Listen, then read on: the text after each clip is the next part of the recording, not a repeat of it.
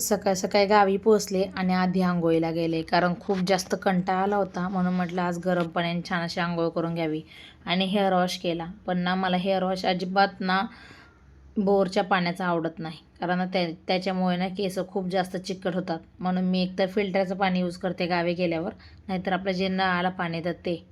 मग त्यानंतर मी इकडे चपात्या बनवून घेतल्या, कारण आज नाश्ता तर मी स्किप केला होता, कारण नाश्ताच बनवला नव्हता.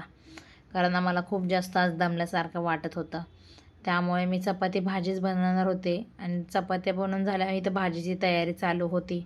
ज्या गोष्टीसाठी मी पटपट मसाला भाजी करायची तयारी केली होती, ती गोष्ट म्हणजे लाईट जाते म्हणून लवकर मी मिक्सरमधून वाटण काढून घ्यायचा विचार करत होते. पण ना शेवटी जे व्हायचं ते झालंच.